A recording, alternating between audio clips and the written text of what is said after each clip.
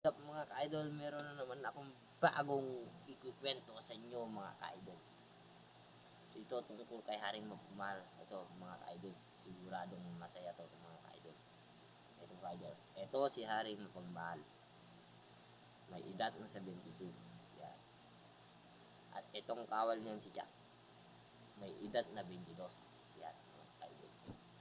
Nalulungkot tong si Haring Mapagmahal mga ka-idol dahil wala yung mga kapatid niya, yung tatlong hari din na kapatid niya. Ngayon, pinatawag niya si Jack. Sabi niya kay Jack, Jack, bibigyan kita ng 10 piso, Jack. Hanapin mo yung mga kapatid ko, sabi niya. Kaya yun, naglagbay si Jack mga ka-idol.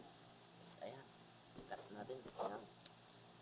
1, 2, 3, 4, 5, 6, 7, 8, 9, 10, 11, 12, 13, 14, 15, 16, 17, 18, 19, 20, 21. 21 days na naglakbay si Jack mga ka-idol. At muli siyang nagbalik mga ka-idol. Muli nagbalik si Jack. Mahal na hari, sabi niya kay Mingkong, mahal na hari. Dala ko na to yung tatlong kapatid mo kasama ako, sabi niya, yan, tatlong king. Kaya yun.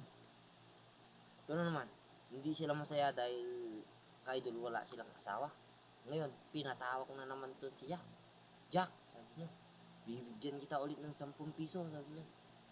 Yun, hanapin mo yung pangangasawa ng tatlong kapatid ko, sabi niya mga ka-idol, yung asawa ng tatlong kapatid ko, sabi niya. Kaya yun, naglagbay ulit si Jack mga ka-idol. 1, 2, 3, 4, 5, 6, 7, 8, 9, 10, 11, 12, 13, 14, 15, 16.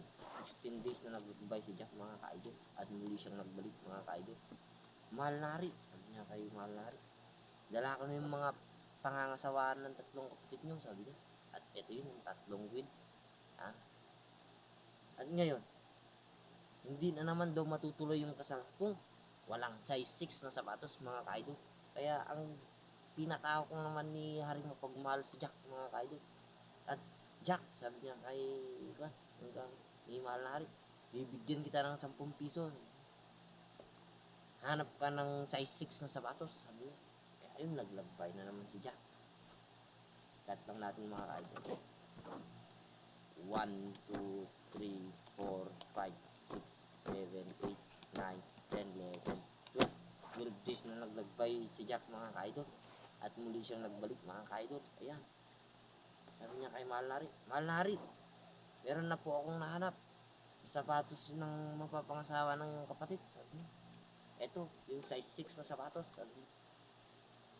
Tapos mga ka-idol, hindi na naman daw matutuloy yung kasal kung walang alahas. Kaya ngayon mga ka-idol, pinatawag ko naman ni mahal na hari si Jack. Sabi niya kay Jack mga ka-idol, Jack, ibigyan kita ulit ng 10 piso. Sabi niya. Hanap ka nga ng mga alahas. Sabi niya. Kaya ayun, naglagbay na naman si Jack. Mga ka-idol. 1, 2, 3, 4, 5, 6, 7, 8, 9, 10, 11, 12. 12 days na naglagbay si Jack mga ka-idol. At muli siyang nagbalik mga ka-idol. Sabi niya kay mahal na hari, mahal na hari, sabi niya, dala ko na yung tatlong alahas. Sabi niya, eto, yan, may alahas na. Ngayon, tuloy na yung kasal mga ka-idol. Etong si mahal na hari, napapansin niya kay Jack, bakit siya malungkot? Ngayon, sabi ni mahal na hari kay Jack, Jack, sabi niya, huwag kang malungkot. Meron ka din sa'yo, sabi niya, bibigyan kita ng asawa. Sabi niya, size 6 na sapatos. Sabi niya, at alahas. At meron ka din perang 999, 888, 777, at 555, 444, at 333. Sabi niya. At bibigyan pa kita ng tatlong kawal. Sabi niya. Yan, yung tatlong Jack. May armas na 38,